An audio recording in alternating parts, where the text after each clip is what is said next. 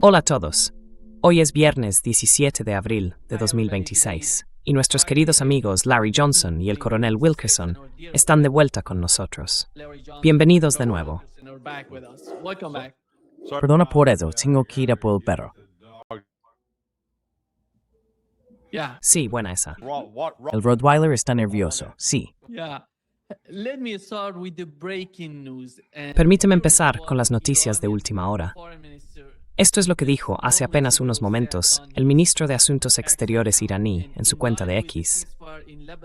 De acuerdo con el alto el fuego en el Líbano, se declara completamente abierto el paso de todos los buques comerciales, repito, todos los buques comerciales, por el estrecho de Hormuz durante el periodo restante del alto el fuego.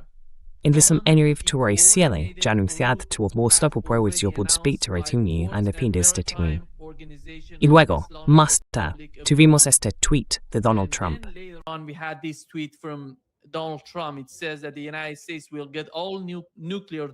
Dice que Estados Unidos recibirá todo el polvo nuclear creado por nuestros grandes bombarderos B-2. No se intercambiará dinero de ninguna manera, forma o modo. El acuerdo no está sujeto al Líbano en absoluto, sino a Israel. Estados Unidos trabajará por separado con Líbano y abordará la situación con Hezbollah de manera adecuada. Israel no bombardeará más al Líbano. Se le prohíbe hacerlo por orden de Estados Unidos. Basta ya. Bien, vamos a ver. ¿Qué está pasando? Coronel, empiezo con usted. En su opinión, ¿qué está ocurriendo?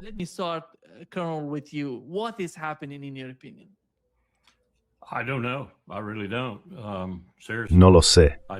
De verdad que no. En serio. Creo que lo que tenemos es lo que hemos tenido todo este tiempo. En realidad, desde el 28 de febrero, pero incluso antes, una campaña de propaganda completamente confusa con Donald Trump en el centro. Si él escribe eso personalmente o no, es algo que nadie puede asegurar. Lo dudo mucho.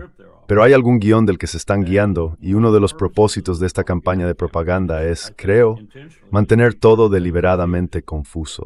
Y analicemos ese caso concreto como ejemplo. No hay manera de que Israel se detenga en el Líbano. De ninguna manera.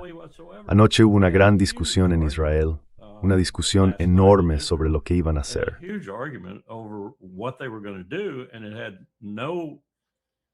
Y no había nadie que defendiera cumplir con lo que se acababa de anunciar. Así que Israel no tiene intención de dejar de bombardear el Líbano. No tienen intención de retirarse. Aún está furioso porque en esencia están anunciando que se quedarán en el sur, y sospecho que probablemente también se quedarán al norte del río Litani. ¿De qué estamos hablando aquí?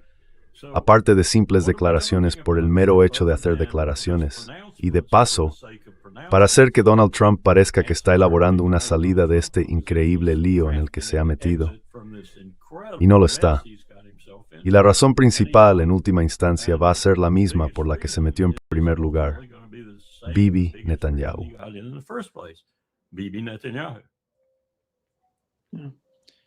Larry, interven. ¿Cuál es tu opinión? Traigamos de vuelta a Ozzy Osbourne. Pongamos Crazy Train.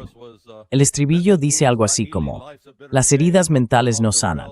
La vida es una amarga vergüenza. Me estoy saliendo de los raíles en un tren loco. Donald Trump se ha salido completamente de los malditos raíles. Quiero decir, este hombre está ahora totalmente desconectado de la realidad.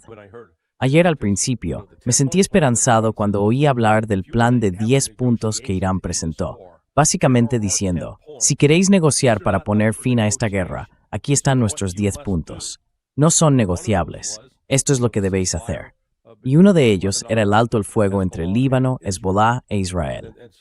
Ese seguía siendo un punto conflictivo, pero parece que por fin lo resolvieron ayer. Y como dijo el coronel Wilkerson, Israel está muy enfadado por esto.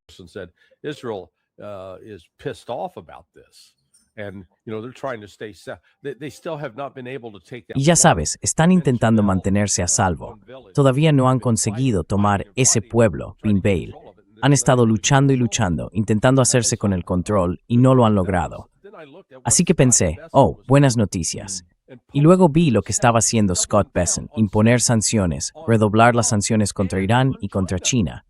Y uno de los puntos clave de ese plan de 10 puntos era levantar todas las sanciones.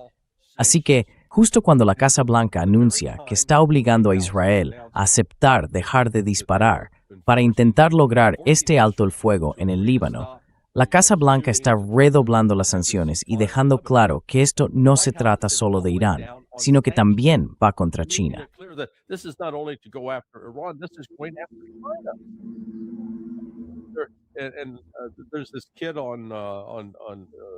Y hay un chico en YouTube, Shan Fu, que hace análisis financieros y dijo algo como: ¿qué demonios está haciendo Estados Unidos? Esto ha enfurecido a los chinos hasta el punto de que reconocen que Estados Unidos no está bajo el control de un ser humano normal. Reconocen que no se puede confiar en nada de lo que diga Estados Unidos. Hay que fijarse en lo que hacen, y lo que están haciendo ahora es intentar sancionar a China, además de sancionar a Irán, donde Irán ha dicho muy claramente: no vamos a negociar el fin de esta guerra hasta que levanten todas las sanciones. Así que ahí lo tenemos. No va a haber más negociaciones. Me sorprendería que las retomaran.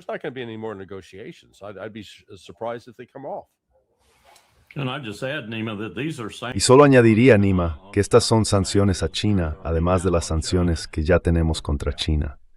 Sí, una de las razones por las que Xi Jinping dijo lo que dijo es que van a hacerse con el control del sistema financiero mundial. Y no tengo ninguna duda de que lo harán. Llevará tiempo, pero ocurrirá.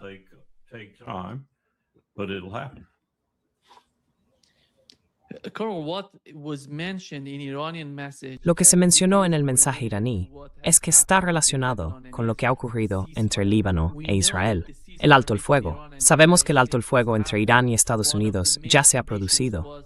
Una de las condiciones principales era la apertura del estrecho de Hormuz, pero la condición previa era el alto el fuego entre Líbano e Israel, que no estaba en vigor en ese momento concreto, hace aproximadamente una semana, casi dos. Y luego, como ves, en cuanto tenemos el alto el fuego entre Líbano e Israel, al menos según lo que han declarado hasta ahora, sabemos que Israel va a volver al tipo de alto el fuego de 2024 que ya habíamos visto antes, como acabas de mencionar. Pero Irán ahora podría volver a cerrar el estrecho de Hormuz, porque la situación entre Líbano e Israel está vinculada a lo que ocurre con el estrecho de Hormuz. Ya lo hicieron antes, abrir el estrecho de Hormuz. ¿Cómo lo ves?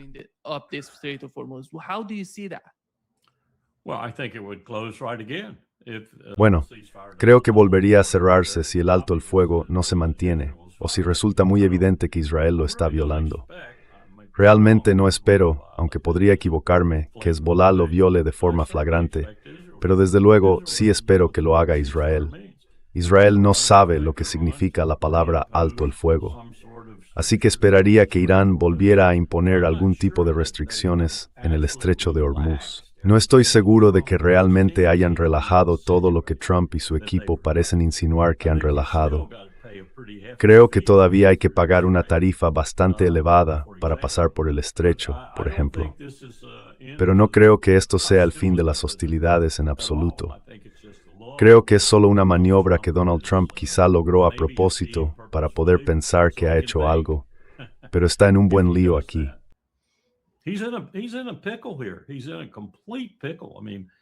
Está en un buen lío. Quiero decir, ahora se le nota el sudor en la frente a Donald Trump cuando aparece. Está claramente preocupado. Y no sé si lo está porque teme lo que pueda usarse contra él en los archivos.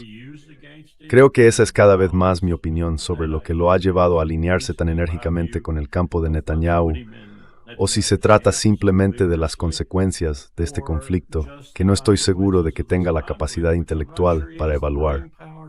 Entonces, ¿quién lo hace por él, aparte quizá de Kane? Desde luego no Hegseth, que como dijo Larry, está demasiado ocupado robando frases de películas de Quentin Tarantino como para rezar. Dios mío, peor que Ted Cruz, ¿sabes? Voy al Génesis para tomar decisiones sobre seguridad nacional. Bueno, ¿a qué parte del Génesis vas? Bueno, no lo sé exactamente, pero voy allí.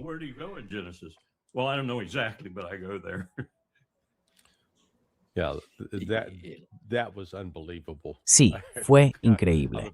Soy un gran fan de Tarantino, especialmente de Pulp Fiction. Y es como ya sabes, si yo fuera Princeton, retiraría inmediatamente el título de Hegseth porque es una vergüenza.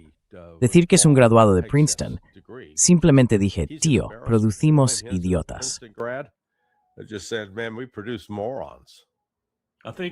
Creo que Tarantino, puede que sea un rumor, pero creo que Tarantino salió y dijo que renunciaba a su derecho a existir en la raza humana. Sí.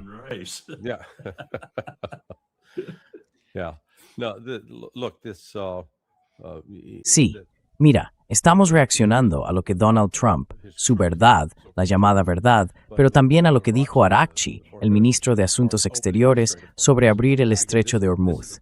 Ahora bien, esto es una respuesta contra Estados Unidos, que ha impuesto este bloqueo.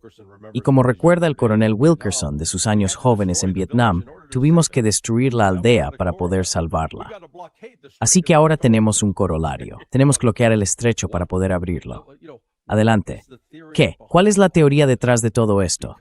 Porque todo el peso de las consecuencias del corte de suministros, de la cadena de suministro que sale del estrecho de Hormuz, estamos ya en el día, veamos, 48, 49, ya estamos al límite.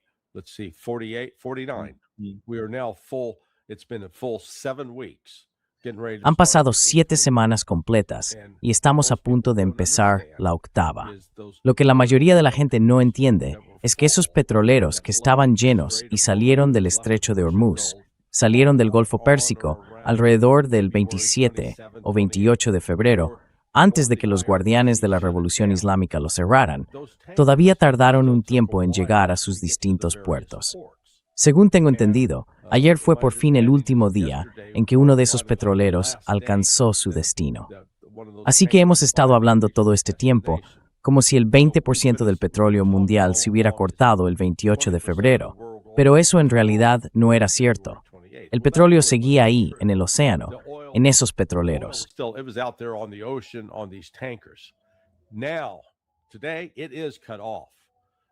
Ahora hoy está cortado. El mundo a día de hoy se enfrenta a una escasez de petróleo del 20%.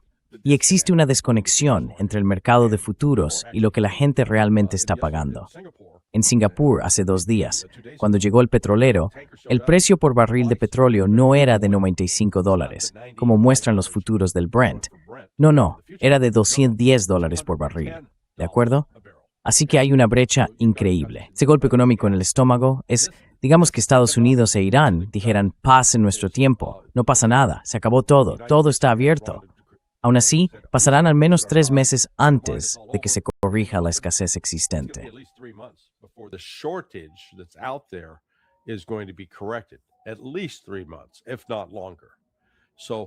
Al menos 3 meses, si no más. Así que el mundo aún no ha comprendido del todo la magnitud del declive económico en el que estamos. Y luego, además de eso, está esta decisión de Besant. Ya sabes, es una locura redoblar las sanciones contra Irán, amenazar a los bancos, amenazar a China, y pensar que los chinos simplemente se van a quedar de brazos cruzados diciendo, oh, esos locos estadounidenses, ahí van otra vez. No. Esto ha acelerado a China. Básicamente, China ha dicho, olvídalo, vamos a montar nuestro propio sistema que les den a los estadounidenses. Quiero decir, creo que están así de enfadados.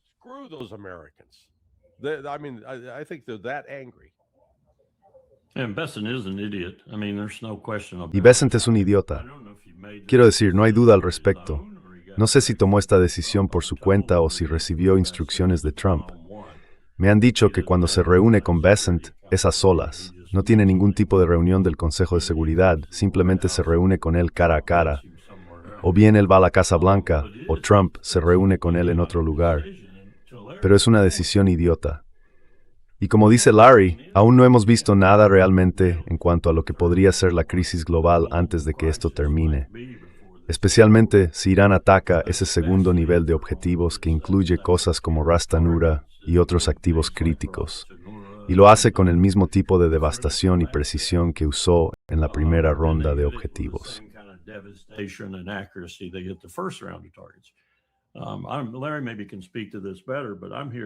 Quizá Larry pueda explicarlo mejor, pero estoy oyendo de parte de la comunidad de inteligencia, de los pocos que aún me hablan, que hay una gran sospecha en la Casa Blanca y en el Pentágono de que China ha puesto ahora a disposición de Irán uno de los mejores satélites del mundo.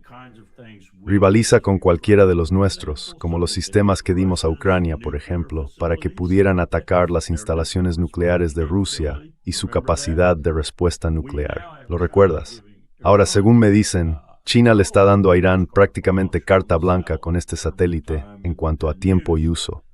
Eso significa que la segunda fase va a ser aún más devastadora que la primera, si es que no estaba ya en funcionamiento para la primera también. No lo sé, pero es un movimiento increíble por parte de China en muchos aspectos, si es cierto. Y sospecho que lo es, porque básicamente China está diciendo ahora, sí, yo era Anton Tmides Nargis. Y sigues viniendo Leis. Musor es un preparado for it. And by God, we got a pack of it ready for you. Larry, we had a report on this account related to Larry, on X. hemos recibido un informe de una cuenta relacionada con el Mossad en X en las últimas 48 horas. 4 aviones de carga chinos aterrizaron en Irán. Y en relación con el punto que el coronel mencionaba hace unos momentos sobre Irán, ahora están cobrando peajes. Lo confirmó un miembro del Parlamento iraní, que tuiteó hace apenas unos instantes que Irán está cobrando peajes a los petroleros que pasan por el estrecho de Hormuz. Y otro punto que acaba de salir nuevamente. El estrecho de Hormuz está bajo la plena soberanía de Irán, y los barcos solo pueden pasar por el corredor designado por la Marina del IEGC, con permiso previo de Irán. Aquí tienes lo último, Larry. En cuanto al punto que el coronel planteaba sobre China y el nivel de cooperación entre Irán y China, tema sobre el que los medios han estado preguntando, uno de los principales en la prensa generalista, incluso se lo preguntaron a Donald Trump. ¿Cuál es tu interpretación de eso?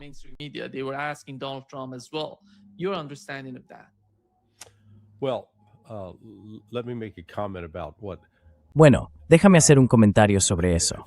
He oído de un amigo que está relacionado con la comunidad de inteligencia y me dijo, mira, la tecnología de drones china para defensa aérea está alcanzando el nivel de Skunk Works.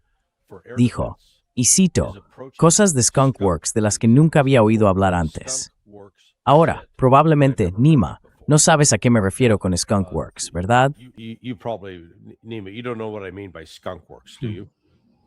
No. De acuerdo. Lockheed. Esto es Lockheed Martin. La CIA, en sus primeros años, allá por los años 50, creó una instalación de investigación ultra secreta, entre bastidores, llamada Skunk Works. Estaba dirigida por un tipo llamado Clarence Johnson, sin relación conmigo, pero era conocido como Kelly Johnson. Produjeron el SR-71 Blackbird, el avión espía U-2 y el Glomar Explorer, entre otras cosas.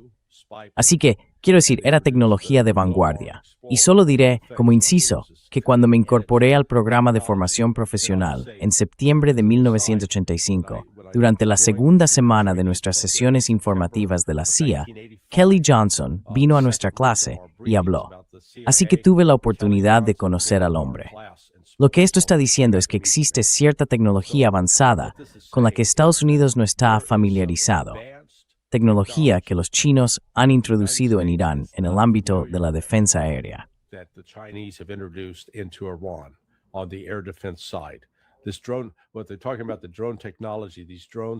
Están hablando de la tecnología de drones.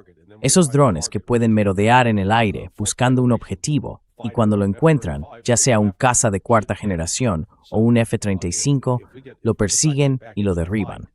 Así que si decidimos volver a entrar en combate, vamos a sufrir más pérdidas a un nivel que aún no hemos experimentado. El peligro aquí, sin embargo, es lo que está ocurriendo con Donald Trump. Ha cambiado. Entrevisté a Robert Barnes a principios de esta semana. Aún no está publicado en Countercurrents, todavía se está editando. Pero ya sabes, él está en contacto con gente dentro de la Casa Blanca. Y hay un consenso general de que Trump, desde el otoño pasado, alrededor de septiembre, ha experimentado un cambio de personalidad. Está gritando y chillando a la gente.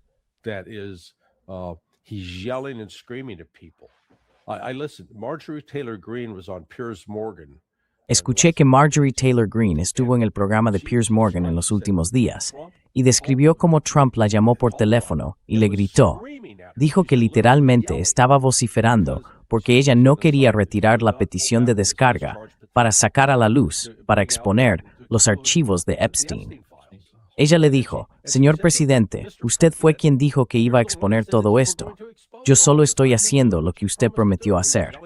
Y él le gritaba, la insultaba, luego la atacó en su cuenta de Truth Social y empezó a recibir amenazas de muerte. Dijo, recibí amenazas de muerte contra mi hijo. Lo denunció al FBI, a Kash Patel y a Susie Wiles, la jefa de gabinete, y dijo que también a Ruth President. And she said, and I talked to the president. And what Donald Trump said to her was basically, not my Y lo que Donald Trump le dijo a ella fue básicamente, no es mi maldito problema. Y si tu hijo muere, eso te servirá de lección. Algo por el estilo. Eso no es normal. No queda ni una pizca de empatía en este hombre. Debe ser destituido del cargo lo antes posible. Ya no está intelectualmente íntegro. Y no lo digo por dramatizar, lo digo porque es la realidad. Así están las cosas. Y aún así, ahí está, con el dedo cerca del botón, tomando las decisiones más erráticas, oscilando de un extremo al otro. Ya sabes, sí, tenemos que abrir el estrecho de Hormuz, por eso vamos a bloquearlo. ¿Qué? Y luego dice, sí, la encuesta de CNN me da un 100% de apoyo. Y 3 frases después, CNN son noticias falsas. Es que, literalmente, el tipo no es capaz de conectar un pensamiento con otro. not able to connect one thought to another. I've thought the same thing for a long time watching him. He pensado lo mismo durante mucho tiempo al observarlo, especialmente desde mediados de enero o así. Tengo amigos en Atlanta que confirmaron lo que él acababa de decir sobre la descripción de la llamada telefónica con Marjorie Taylor Greene. Un par de ellos, no diré que sean amigos suyos, pero están dentro del círculo en el que ella habla y se mueve políticamente en Georgia. Y lo otro que diría, Larry también lo recuerda, es que Skunk Works fue más famoso en la época en que yo empecé a conocerlo de forma significativa por el caza furtivo F-117. Y vaya, si esos drones tienen algún tipo de tecnología furtiva de tercera, cuarta o quinta generación, sería increíble. Los comentarios que ese tipo te hizo me hicieron pensar en eso. Y si tienen un dron que es esencialmente furtivo.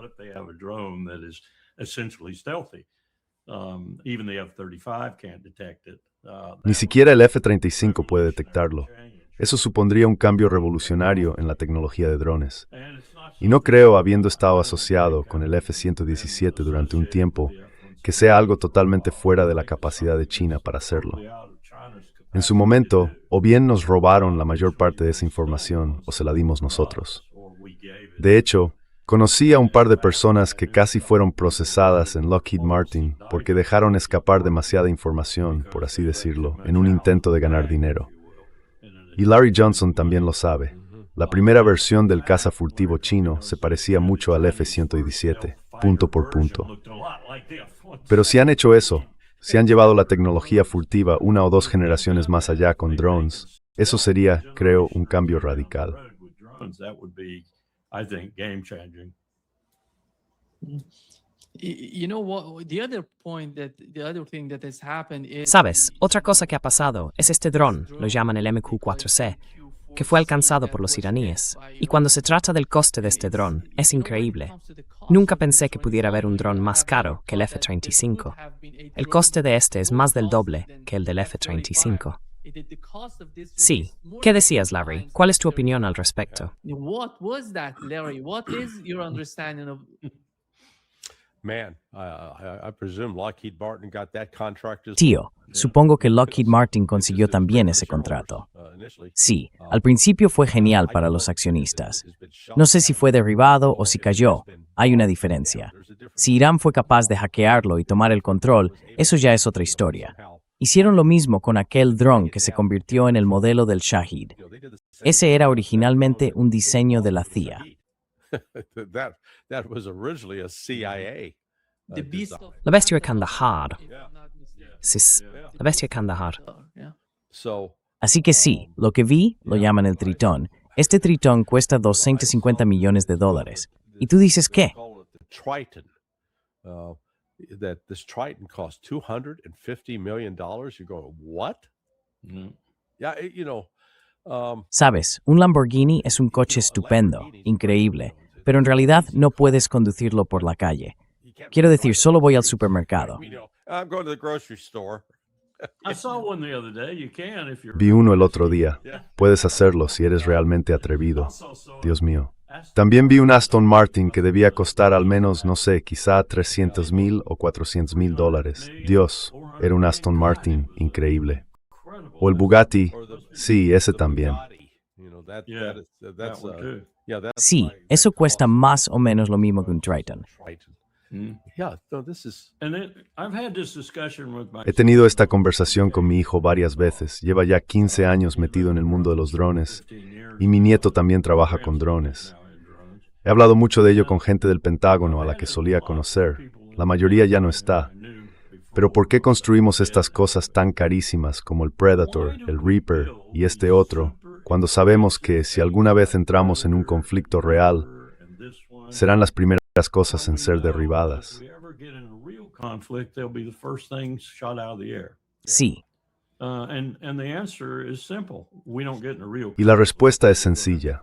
No entramos en conflictos reales. Vamos contra lo que antes se llamaban países del tercer mundo, y ellos no tienen la capacidad de contraatacar. Bueno, en Somalia nos mostraron algo un poco diferente, y en varios otros lugares también, pero no muy a menudo. Así que dejamos que nos estafen, ellos, siendo Lockheed Martin, Grumman y otros que se dedican a este tipo de cosas. Probablemente también tengan contratos de mantenimiento exclusivos sobre ellos. Y lo otro que tenemos ahora, Nima, de lo que creo que ya te hablé, son contratos con el aeropuerto Charles de Gaulle, con Heathrow, con aeropuertos de todo el mundo donde podemos aterrizar y despegar nuestros drones. Algunos incluso tienen un subcontrato que permite el uso de municiones en esos aeropuertos civiles, pudiendo cargarlas y descargarlas.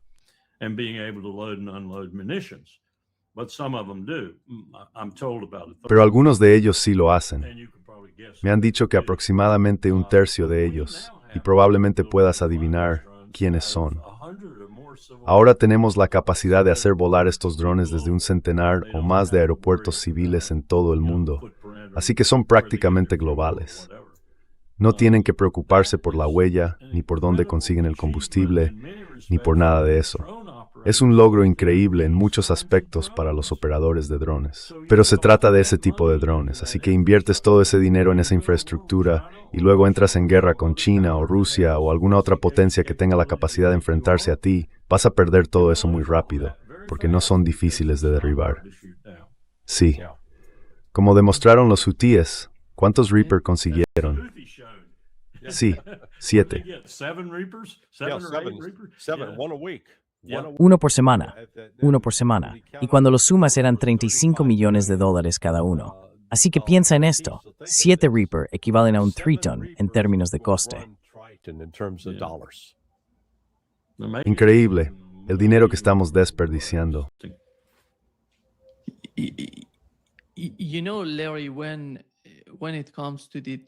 Sabes, Larry, cuando se trata de los drones, incluso esa versión de Lucas del Shahed 135 o 136, no recuerdo exactamente el número, copiaron el diseño del Shahed. Pero no es tan eficaz como la versión iraní, y no han demostrado ningún tipo de, ya sabes, ventaja en esta guerra. ¿Crees que Estados Unidos está aprendiendo algo de la forma en que se están utilizando los drones ahora, de cómo ha cambiado la naturaleza de la guerra? La guerra ha cambiado y Estados Unidos sigue luchando como lo hizo durante la Segunda Guerra Mundial. Quieren derrotar a Irán, pero ya no funciona así.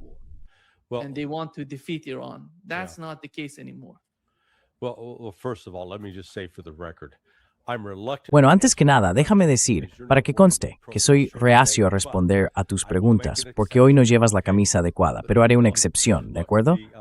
Mira, Estados Unidos está 2 generaciones por detrás de Rusia, Irán y China en lo que respecta a los drones. Nuestro sistema de adquisiciones es demasiado lento, demasiado pesado, y parte de lo que lo frena es que algunas de las piezas esenciales necesarias para fabricar estos drones provienen de China. Y estamos haciendo todo lo posible por enfadar a los chinos. Quiero decir, sería difícil si fueras a Hollywood y propusieras esto como un guión sobre lo autodestructivos que somos en Estados Unidos. Diría, no, vamos, eso no es creíble.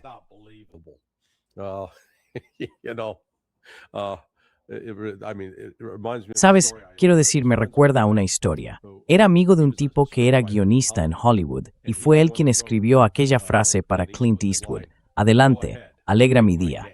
Así que fue a presentar una historia. Dijo, es como Jungla de Cristal, pero con alienígenas. Secuestran a un tipo, lo meten en una nave espacial y él lucha para escapar. Se lo está presentando a un productor en Hollywood y el tipo le dice, lo siento, no lo entiendo, no es creíble. El guionista se llamaba Joe Stinson. Y Joe le dice, bueno, ¿en qué estás trabajando tú? El otro responde, oh, tenemos una historia genial. Trata de un terremoto en Los Ángeles y cómo el mundo. Y Joe dice, vale, claro. Pero lo que quiero decir es que el sistema está estructurado de tal manera que no acepta fácilmente la innovación. No acepta el pensamiento fuera de lo establecido.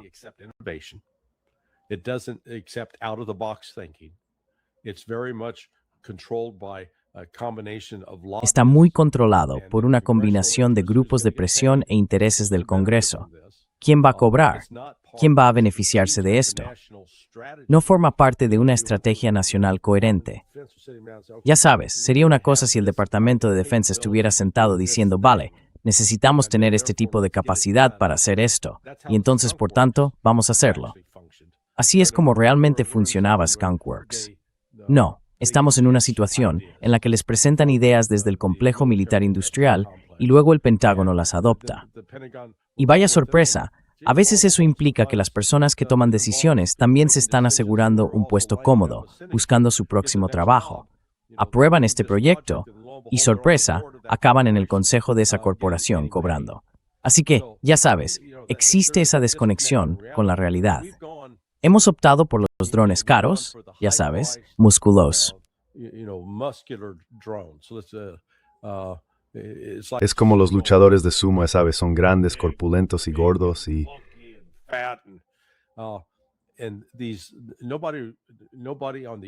Y nadie en el lado estadounidense había visto realmente el potencial de estos pequeños drones, lo que podían hacer y cómo se emplearían en combate. Y de nuevo, uno se da cuenta de lo rezagados que están los Estados Unidos cuando ve, por ejemplo, a los chinos celebrar el Año Nuevo Chino. Tienen un espectáculo increíble. En lugar de fuegos artificiales, utilizan drones para crear imágenes tridimensionales muy complejas. Parece como si fueran obras de arte en el cielo, hechas con drones. Y ya sabes, no es solo un chaval sentado ahí con un joystick, ¿verdad? Mientras tanto, en Estados Unidos no podemos hacer eso. Aún no tenemos esa capacidad y no se ha convertido en una prioridad. Y por eso, como digo, la realidad de la guerra actual es que se trata de una guerra de drones. Y Estados Unidos ni siquiera está armado ni equipado para librarla de otra forma que no sea construyendo un dron de $250 millones que acaba siendo derribado. Y supongo que tienen, ¿qué? 11 más en el mundo. Pero eso es todo.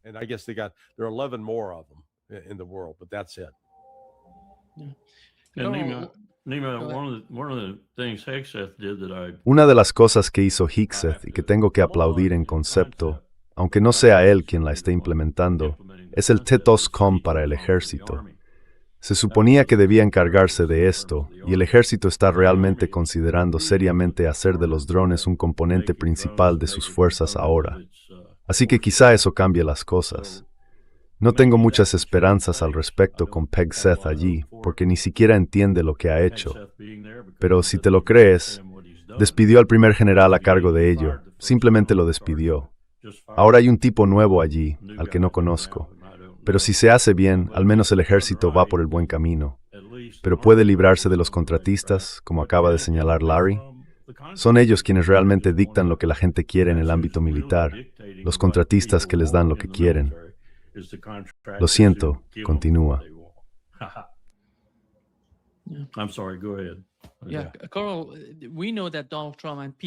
Cal, sabemos que Donald Trump y Pete Hegseth, concretamente, están hablando con los fabricantes de automóviles para producir municiones porque tienen escasez de ellas. Una de las principales razones para intentar poner fin, o al menos impulsar, un alto el fuego con Irán es que les faltan misiles de crucero e interceptores. Quieren trasladar la producción a los fabricantes de automóviles para obligarles a fabricar estas municiones. ¿Cómo lo ves?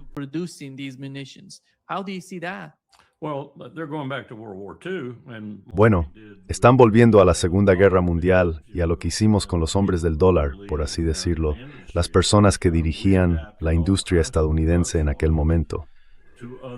Adaptamos todo tipo de líneas de producción a otras cosas.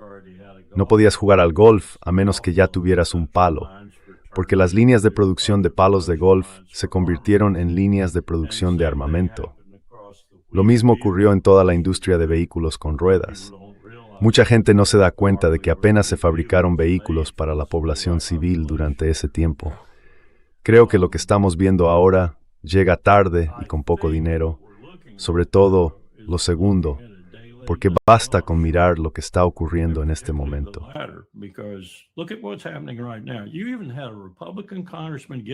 Incluso hubo un congresista republicano que se levantó en el Comité de Servicios Armados de la Cámara de Rogers y dijo, ¿qué demonios estamos haciendo?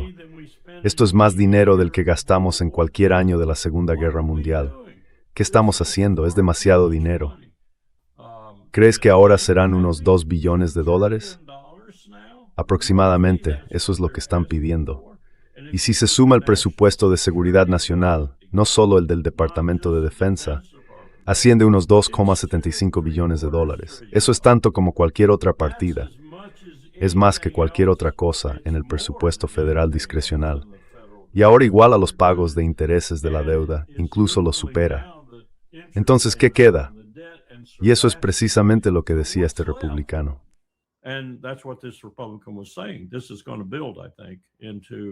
Creo que esto va a desembocar probablemente en un rechazo, quizá no del próximo NDAA, pero sí del que venga después, porque Trump no va a ceder. Van a cargarlo todo lo que puedan. ¿Y por qué metieron esa enorme subida salarial ahí? Creo que es el mayor aumento de sueldo que ha tenido el ejército en su historia. Lo incluyeron porque están intentando comprar a los militares. Eso es lo que están intentando hacer. Todas estas cosas tienen propósitos nefastos asociados. Y esos propósitos para el país de ninguna manera, ni bajo ninguna forma. Aparte del hecho de que estamos en bancarrota y gastando demasiado dinero. Este congresista republicano usó realmente esa frase. Estamos en bancarrota, maldita sea.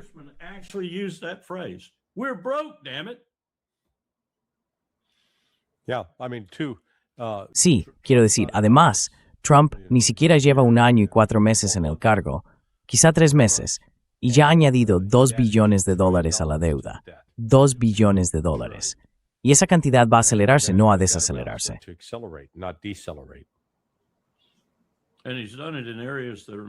Y lo ha hecho en áreas que no son muy productivas en sí mismas, ni productivas en absoluto. No son fondos para la educación, no son fondos para la sanidad, no son el tipo de fondos que se multiplican en toda la sociedad. Son fondos que en el mejor de los casos tienen un intercambio 1 a 1, y ese 1 al otro lado del intercambio es la persona que trabaja para el contratista.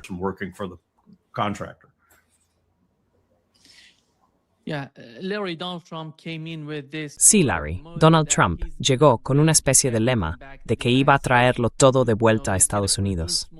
Ya sabes, que iba a producir más, que iba a enfrentarse a China, que iba a producir más, incluso vehículos eléctricos, y de algún modo competir con China. Pero ahora mismo está obligando a los fabricantes de automóviles a producir municiones en lugar de, ya sabes, competir con China.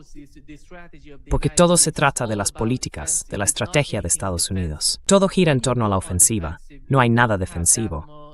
Cuando pasas a la ofensiva, no tienes tanta ventaja. Por ejemplo, la guerra contra Irán lo está demostrando.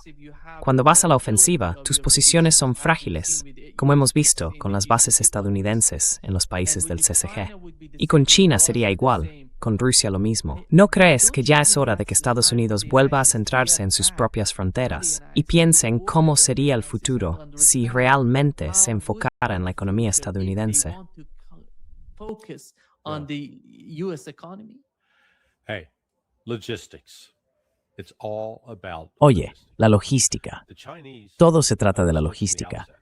Los chinos entendieron desde el principio que si querían convertirse en una potencia industrial, Tendrían que asegurar las cadenas de suministro para que, si querían producir algo, tuvieran las materias primas necesarias para hacerlo. Y eso es lo que Donald Trump no entiende y está ignorando. Estoy de acuerdo con la idea de que sí, Estados Unidos debería reindustrializarse.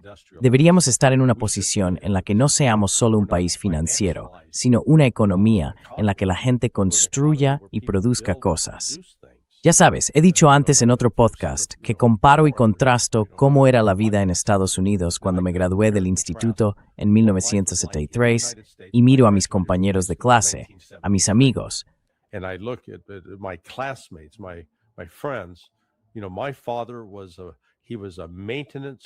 Sabes, mi padre era capataz de mantenimiento en Armco Steel, así que participaba en la producción de acero.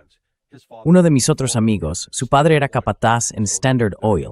Había una refinería de petróleo en Sugar Creek, Missouri. Otro trabajaba en Ellis Chalmers, que fabricaba maquinaria agrícola. El padre de otro amigo era capataz en la línea de montaje de General Motors. Teníamos un par de plantas de automóviles en la zona, y había muy pocos. De hecho, no recuerdo que ninguno de mis amigos tuviera un padre que fuera abogado, agente de seguros o alguien que trabajara en finanzas. Nosotros construíamos cosas. Cuando volví para la reunión del 40º o 50º aniversario del instituto, en la del 50, todo eso había desaparecido. Esos empleos habían desaparecido. Ya no hay planta siderúrgica.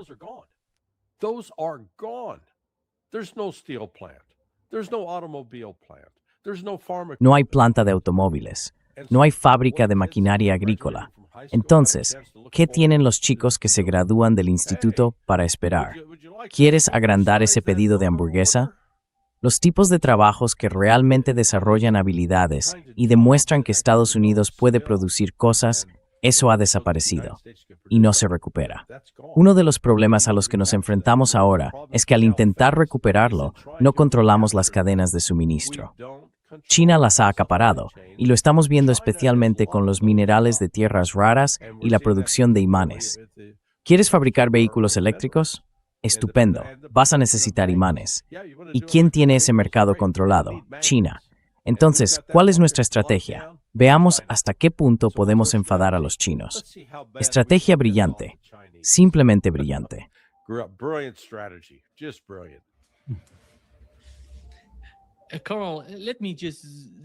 Coronel, permítame ampliar un poco la perspectiva y comparar lo que ha ocurrido hasta ahora con la guerra en Irán. ¿Cuál era la situación antes de que comenzara esta guerra?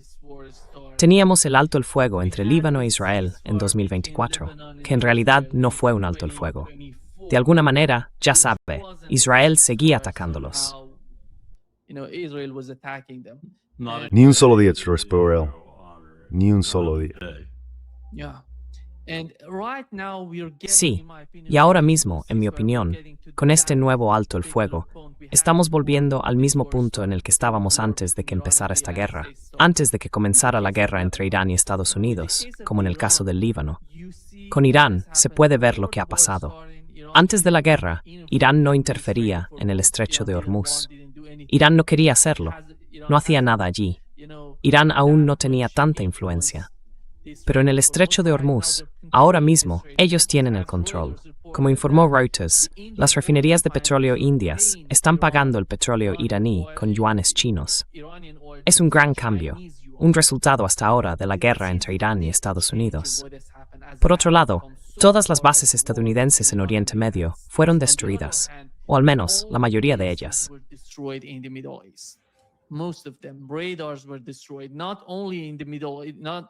Se destruyeron radares no solo en Oriente Medio, no solo en los países del CCG, sino también en Israel. Y de algún modo, Israel está expuesto en este momento. Así que Donald Trump intenta presentar algo como una gran victoria personal, cuando en realidad es todo lo contrario. Se acabó. Incluso con la reapertura del estrecho de Hormuz, de eso estábamos hablando, mucha gente sostiene que en estas 2 semanas de alto el fuego, Estados Unidos ha enviado más de 75 vuelos logísticos a la región, transportando recursos y armas, preparándose para algo, al menos según lo que hemos visto. Más de 10,000 soldados han sido enviados a la región. Así que la pelota está ahora en el tejado de Trump. Si inicia la guerra, será él quien sufra las consecuencias en lo que respecta a la economía global, porque Irán reabrió el estrecho de Hormuz.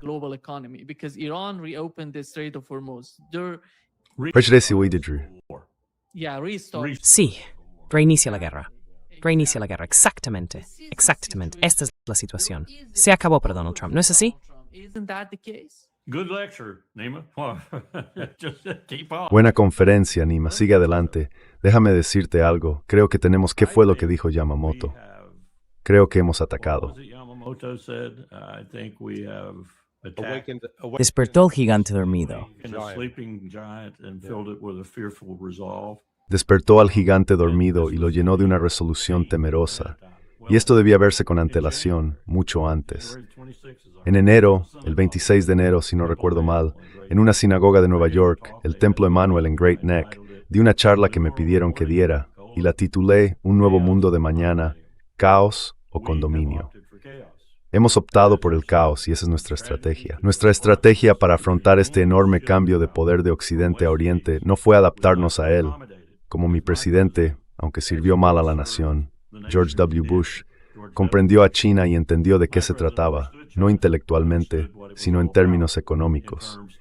Entendió lo que significaba en términos de adaptación o desafío, y decidió adaptarse. Por eso dejó a Cheney y Rumsfeld dando vueltas sin rumbo y le confió ese asunto a Powell. Spinning their tops and wheels and gave that account to Powell. He expressed it to Powell. Se lo expresó a Powell. Entiendo la importancia de Walmart. Y lo decía en serio. Quería decir que sin China, Walmart no sería nada.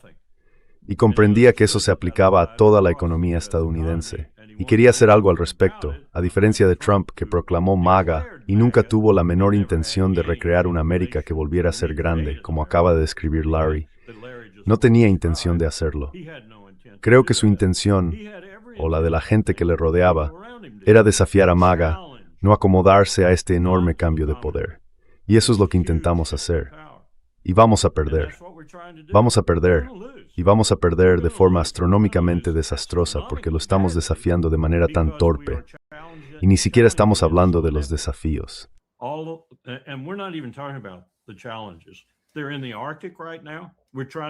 Ahora están en el Ártico. Estamos intentando provocar una guerra con Rusia, básicamente en el Ártico, porque eso permite a China acceder a esa larga costa que tiene Rusia. Van a establecer un condominio en el nuevo Ártico. Lo tenemos en el Báltico, lo tenemos en Kaliningrado, lo tenemos en Ucrania, muy visible, y lo tenemos en el Cáucaso. Y ahora estamos en el suroeste de Asia. Estamos enfrentándonos a China en todos estos frentes. Todo gira en torno a China y en cierta medida Rusia junto a ella.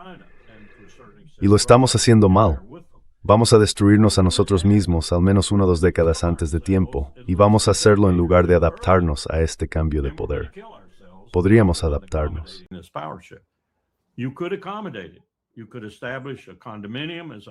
Podrías establecer un condominio, como estaba sugiriendo, que se basara en la cooperación estratégica, económica y de otro tipo. Podríais compartir metales de tierras raras, podríais compartir litio, todo lo que necesitáis, en lugar de ir al sur de California e intentar explotar ese lago formado por la lluvia en California y sacar todo el litio del fondo. Pero no lo estamos haciendo. Hemos decidido oponernos de forma drástica y con un liderazgo inepto a este cambio de poder. Vamos a perder. E Irán es ahora mismo el capítulo más vívido de todo esto. Y continuará. Pasaremos a la fase 2 y a la fase 3 y nos habremos ido fuera de la región. E Irán, como dijo Haaretz, no será derrotado y por tanto ganará.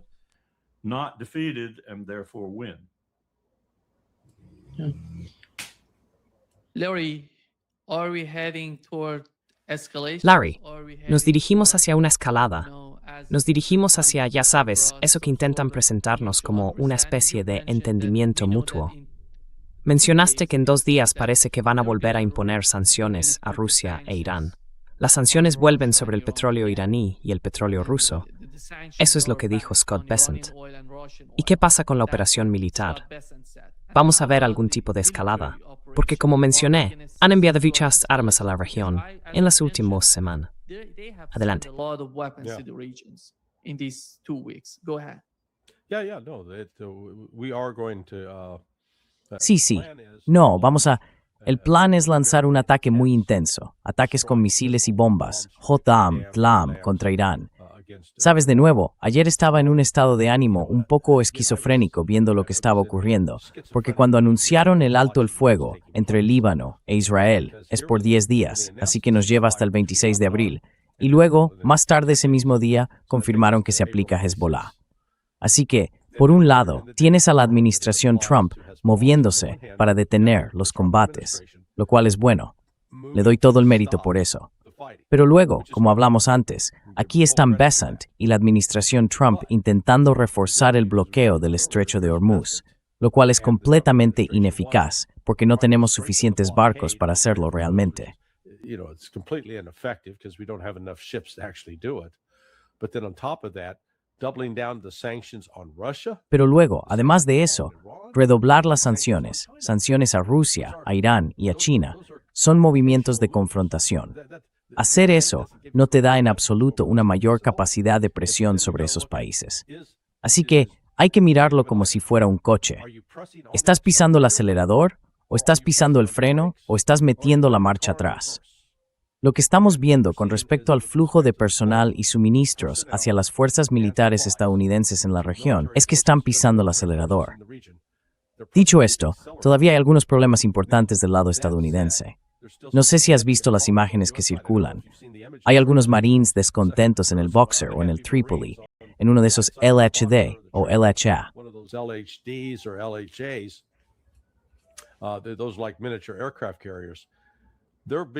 Son como portaaviones en miniatura.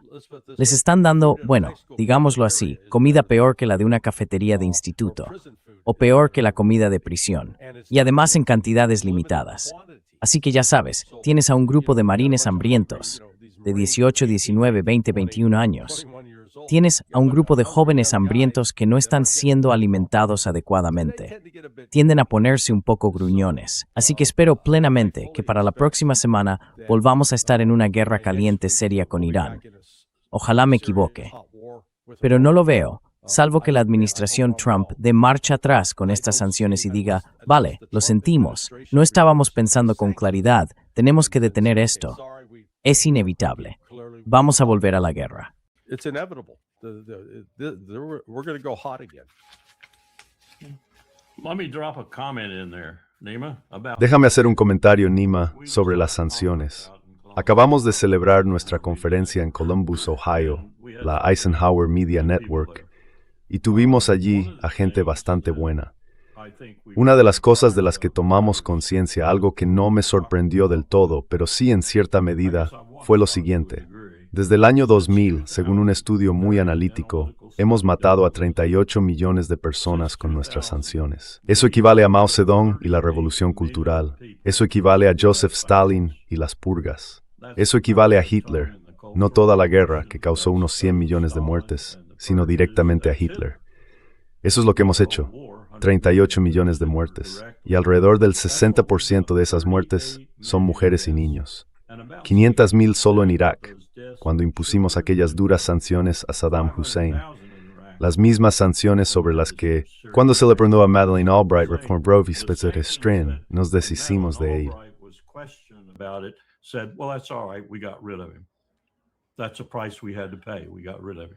Ese es un precio que tuvimos que pagar. Nos deshicimos de él. 38 millones de personas. Tenemos a más de 2,000 millones de personas bajo estas sanciones. Es de extrañar que Xi Jinping haya hecho por fin lo que ha hecho y haya dicho, vamos a sustituir el sistema financiero estadounidense por el chino, y todos estáis invitados a uniros, porque daremos prioridad al desarrollo, no al castigo. Así que eso es lo serio que Scott Bessent acaba de amplificar para 2/3 del mundo, que literalmente nos odian por lo que hacemos con estas cosas. Es un arma que nunca deberíamos haber empezado a usar. En realidad, es un crimen internacional. Ahora bien, la ley es un tanto peculiar aquí. Dice que si impones un bloqueo a Cuba durante 50 años y Cuba no tiene la capacidad de responderte militarmente de manera efectiva, no se le da mucha importancia.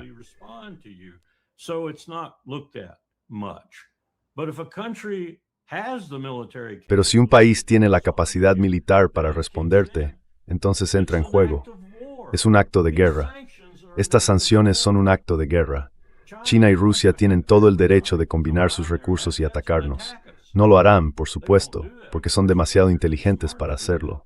Nos eliminarán de otra manera, lo cual están haciendo bastante bien. Muchas gracias. Pero eso es lo que está haciendo Scott Bessent, tal como dijo Paddy Hague, secretario de guerra. Bessent debería llamarse a sí mismo secretario del Tesoro, adjunto a la guerra. Eso es lo que estamos haciendo. Y esto no va a ser tolerado por unos 6,000 millones de personas que ahora tienen alternativas. ¿Viste que China ofreció petróleo a Manila? Y Manila dijo, hablemos. Nuestro aliado por tratado va a hablar con China sobre conseguir petróleo. Se está desmoronando. Se está desmoronando. It's falling apart. It's falling apart. Yeah. Larry, looking at these, Larry, in one Mr. Police, en que gaffe iero es Irán y Líbano, y mañana será Turquía. Sí, lo siento. Yeah, sorry. Lo siento. yeah, Sí. Esto es lo que dijo Tom Barack sobre Turquía. about Turkey. Where does it go? How does it go? ¿A dónde va? Line with Turkey. ¿Cómo va? Así que Israel se alineó con Turquía, como Israel se alineó con Abu Dhabi, como Arabia Saudí podría alinearse con Israel. Y para la prosperidad del pueblo israelí, para mí, esa es la respuesta. Así que creo que esta retórica va a desaparecer. Turquía no es un país con el que se pueda jugar. Turkey is not a country to be messed with. The guy has some sort of fantasy, in my opinion, when it Ese tipo tiene algún tipo de fantasía, en mi opinión, cuando se trata de Israel. A nadie en Israel le importa de qué está hablando Tom Barack, ni de qué está hablando la gente en Estados Unidos. Tienen su propia agenda y no van a dejarse influir por Estados Unidos ni por nadie más. Esa es la realidad de los responsables políticos en Israel. ¿Ves a la administración Trump siendo capaz de obligarles a hacer algo? capable of forcing them into something? Well, no. Bueno, no, pero esa última frase, lo que dijo Barack sobre que ya sabes, sería una tontería meterse con Turquía. It'd be foolish to mess with Turkey. Yeah, ¿Es esa la consecuencia de la guerra ancestral?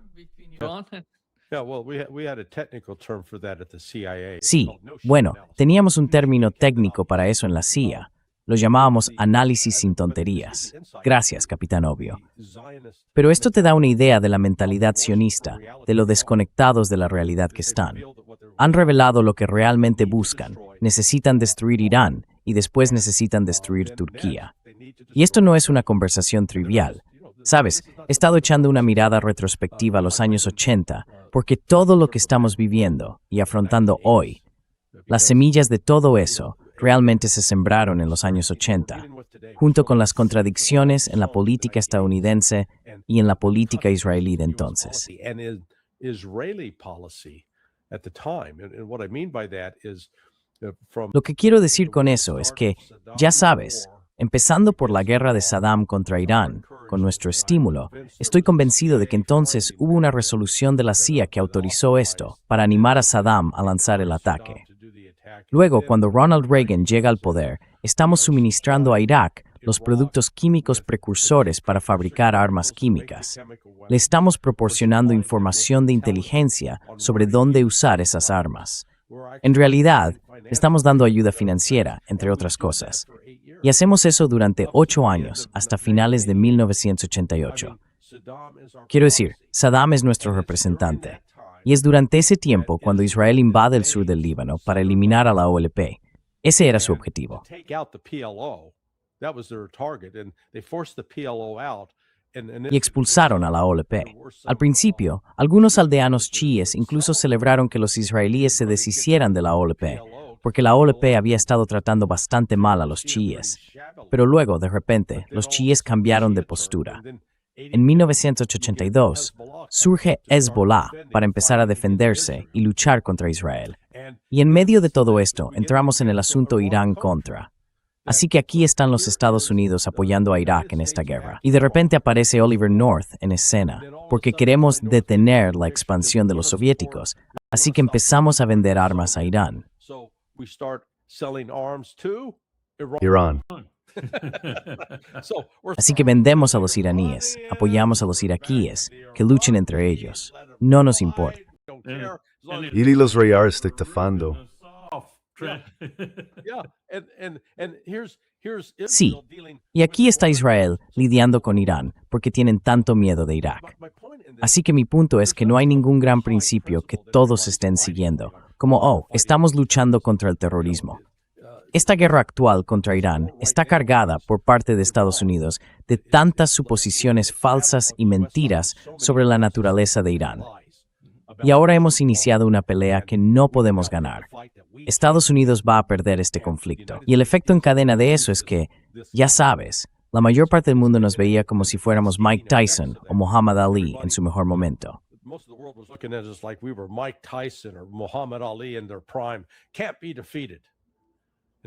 No se puede ser derrotado. Y ahora, de repente, nos están derribando. Y ellos dicen, espera un segundo, he puesto mi confianza en esta persona, en este país, para mantenernos seguros y lo único que pueden hacer es amenazarnos. Es el momento del mago de Oz. Ya sabes, esa parte al final de la película en la que Toto, el perro, corre la cortina y en lugar del gran y poderoso Oz, hay un viejecito, un predicador itinerante manejando la máquina detrás de la cortina. Isaac Twinian es un fraude.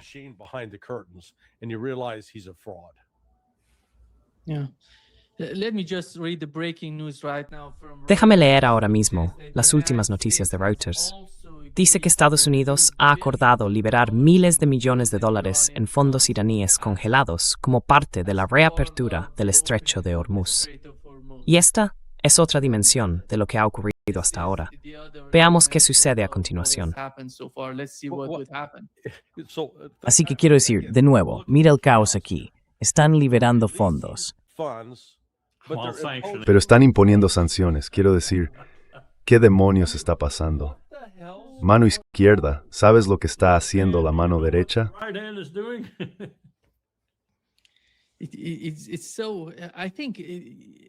Creo que los países del CCG están en una especie de infierno en este momento. Simplemente están sintiendo el calor de lo que está ocurriendo. ¿Cuál es tu comprensión de los países del CCG mientras hablamos de este caos entre Irán y Estados Unidos?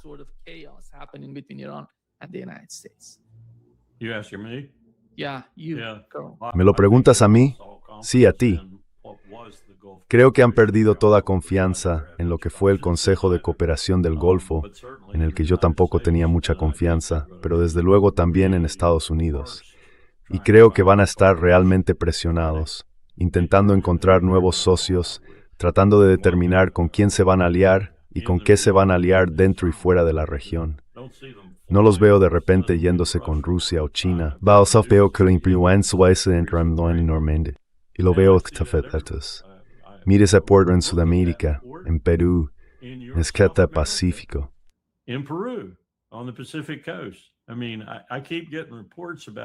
Sigo recibiendo informes sobre lo impresionante que es, tanto de nuestros propios diplomáticos allí, como de personas que conozco en Lima y en otros lugares.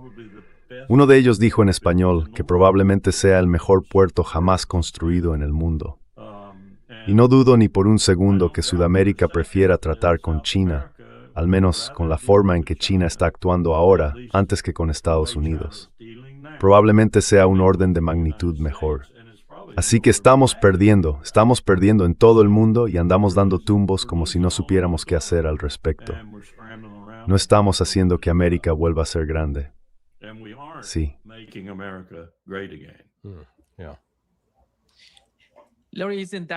Larry, ¿no es increíble que en todas las conversaciones, en todo lo que hemos visto hasta ahora, no se mencione a Kuwait? Es como si Kuwait estuviera desapareciendo de los países del CCG.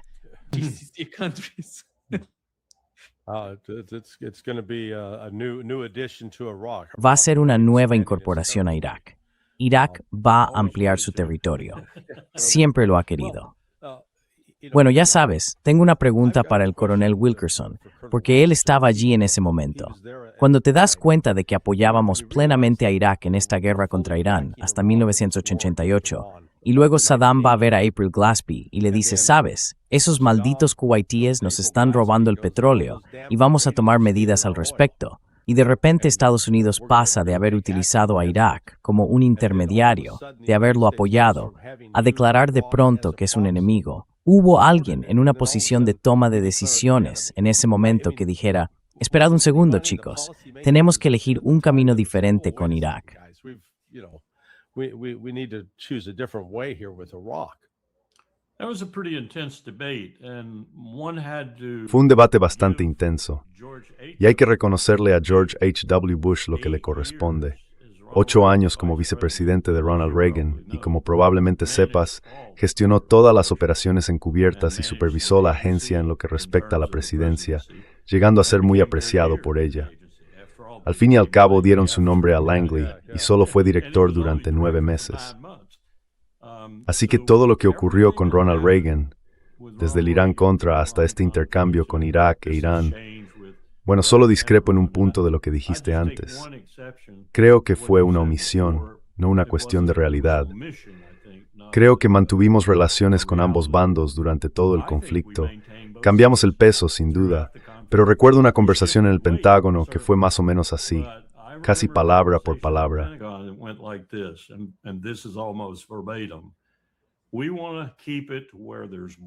Queríamos mantener la situación de modo que hubiera un árabe en un lado del Golfo y un persa en el otro, darles pistolas para un duelo y dejar que se enfrentaran.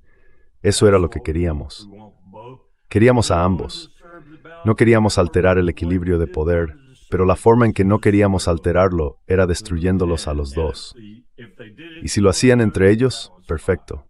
Así que, en realidad, cuando el Vincennes derribó el Airbus y mató a todos esos civiles, y Khomeini dijo, bueno, aceptaré la resolución del Consejo de Seguridad de la ONU, ahora podemos negociar.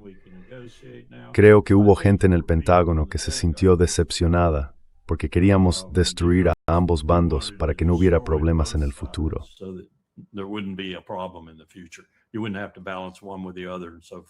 No habría que equilibrar una cosa con la otra, y así sucesivamente. Intentamos hacerlo durante 8 años, y no funcionó. Y como dijiste, cuando llegamos al final de eso, Irán estaba a punto de entrar en Irak. Así que tuvimos que hacer algo realmente decisivo. Llevamos a cabo la Operación Earnest Will, la Operación Praying Mantis, y hundimos un par de buques de guerra. Y cuando derribamos el Airbus, el propio Khomeini dijo que eso fue lo que lo decidió, que eso demostraba que Estados Unidos se había puesto del lado de Irak, y por tanto dijo, aceptaré la resolución del Consejo de Seguridad de la ONU y podemos negociar el fin de esto. En resumen, no funcionó. Entiendo tus observaciones sobre los años 80.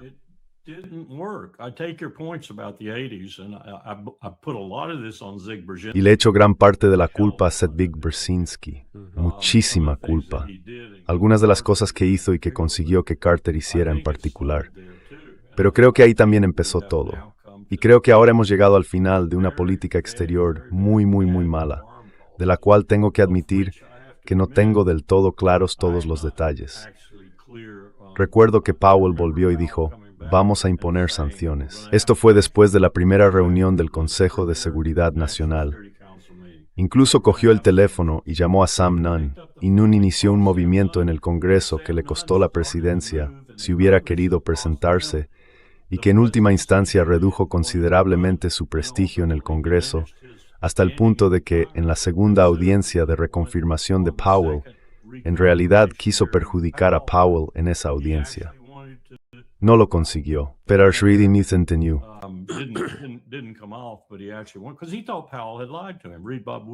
porque pensaba que Powell le había mentido. Lee el libro de Bob Woodward, The Commanders. También hay muchas mentiras ahí, pero Bob no miente.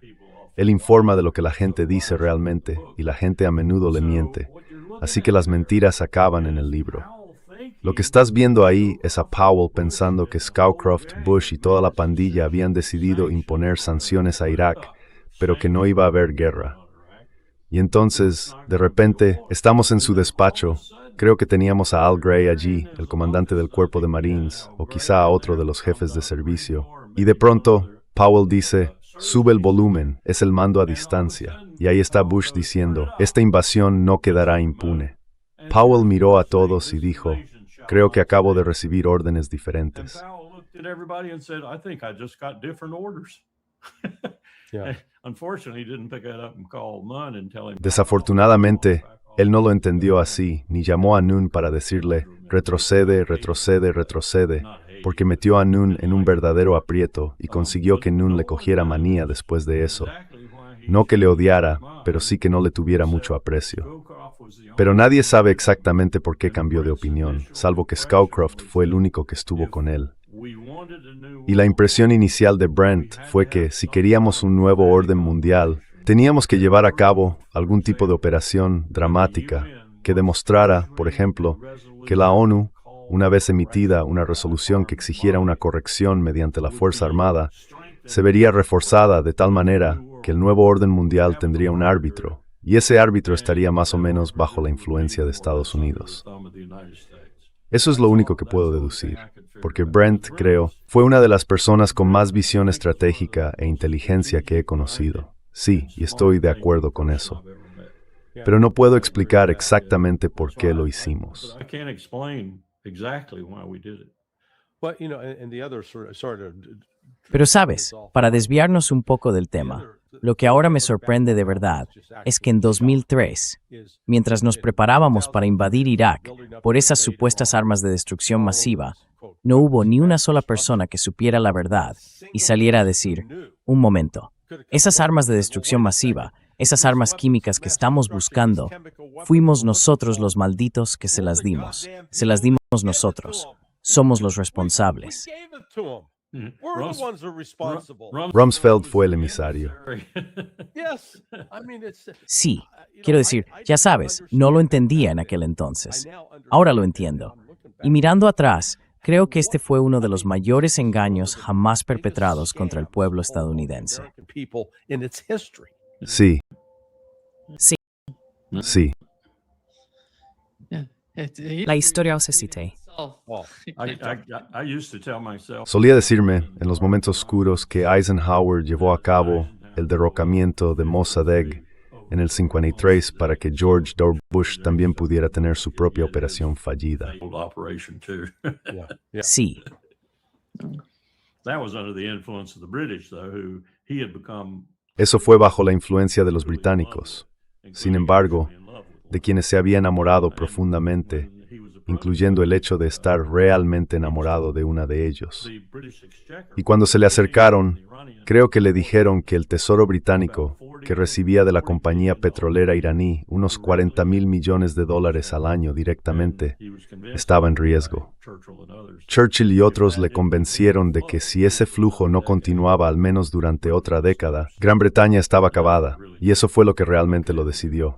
De acuerdo, lo haré, lo derrocaré o lo autorizaré. Otra persona me lo contó, Andy Goodpaster, más tarde, cuando ya estaba en su vejez pero seguía bastante lúcido. Dijo que Eisenhower miró al principio al jefe de la CIA, creo que era Dulles en ese momento. Lo miró y dijo, no me lo digas, simplemente hazlo. Eso fue todo. En fin, tengo que irme, tengo otra cosa. That was it. Anyway, I got to run. I got another. Thank you. Gracias. Muchísimas gracias. Siempre es un gran placer. As always. All right. de acuerdo. Trabaja en esa camisa, tío. Sí, vale. Nos vemos el lunes, profesor. Cuídate. Adiós. Take care. Bye-bye.